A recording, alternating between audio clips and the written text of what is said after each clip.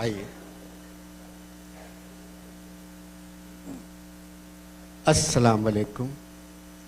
अल्लाह का लाख लाख शुक्र है कि किसी पाकिस्तानी ने पहली मर्तबा किसी बेवा से बहुत तमीज़ और तहजीब से बात की है। मैं समझा नहीं। देखिए, अगर किसी पाकिस्तानी को ये पता चल जाए ना कि ये खातून बेवा है, तो बस सलाम करने से पहले पूछते हैं, शाम को क्या कर रही हो? आप कैसी बात कर रही हैं? पाकिस्तान मुसलमानों का मुल्क है। हाँ, तो मुसलमानों को 4 शादियों की इजाज़त है ना। ये बेचारे पाकिस्तानी शादी तो एक से करते, बाकी 3 को चक्कर देने में लगे रहते और बेवा का तो पीछा ही नहीं छोड़ते। आप बेवा कब हुई? भाई, बेवा ऑटोमेटिक तो नहीं होते। मेरे मियाँ मर गए, मैं बेवा हो गई। हालांकि इसमें ऑटो का बड़ा दखल था। आपके बेवा होने में ऑटो का दखल? वो कैसे?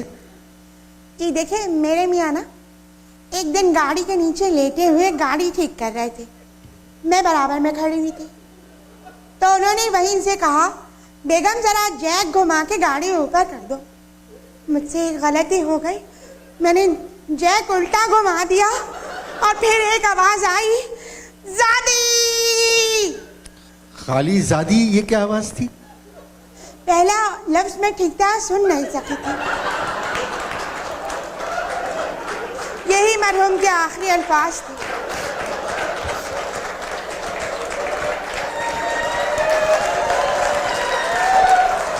क्या करते थे? जो सारे मियाँ करते हैं वही। नहीं नहीं, प्लीज आप मेरा सवाल समझ के जवाब दें।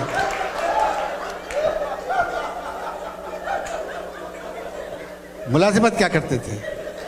मरते मर गए, मगर मरहूम ने ये नहीं बताया कि क्या करते थे। अब आप क्या करती हैं?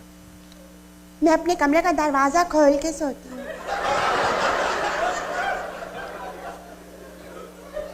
क्यों?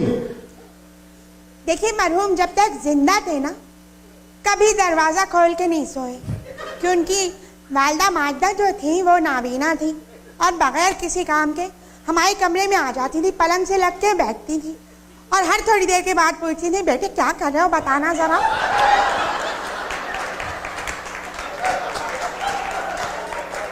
ये जाती बातें रहने दे खुदा के वास्ते। आप जी अच्छा।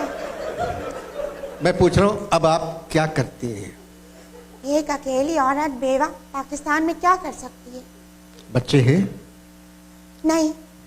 जब भी मरहूम से कहा, देखिए हमारे यहाँ ना एक आध बच्चा होना चाहिए, तो हमेशा इकबाल का मिसरा पढ़ देते थे, पैवस्ता रहे शजर से उम्मीद में बहार रख।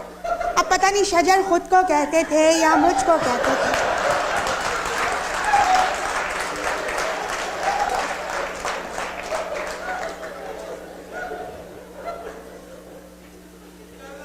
घर का खर्चा कैसे चलता है? वो पड़ोस में एक सिंधी सूबाई वजीर रहते हैं, हमारे मियाँ के दोस्त थे। जब भी मिलते हैं कहते हैं, सुनो, जब तक मैं जिंदा हूं ना, ये समझ लो तुम्हारा मियाँ मरा नहीं है। ये तो बहुत गलत बात है। उनको कहना चाहिए था, जब तक मैं जिंदा हूं तुम्हारा भाई नहीं मरा है। अरे तो मेरा तो कोई भाई नहीं है, वो कैसे कहते हैं ये? अभी परसों मिले थे तो मुझे देख के कहने लगे, जब भी मैं तुझको देखता हूँ मुझको तुझ में सिंध नजर आता है। मैंने कहा, साईं आप लोग तो सिंध के टुकड़े टुकड़े कर रहे हैं। हाँ। उन्होंने क्या कहा? उन्होंने कहा, देखो बाबा, तुम सिर्फ फिगर हो, पॉलिटिकल फिगर नहीं हो, ऐसी बातें मत किया करो। ये सारी बातें आपकी सास को मालूम है? नहीं, अम्मा को तो उन्होंने, साईं ने पहले ही इलाज के लिए दादू भिजवा दिया है। दादू में कौन सा डॉक्टर है?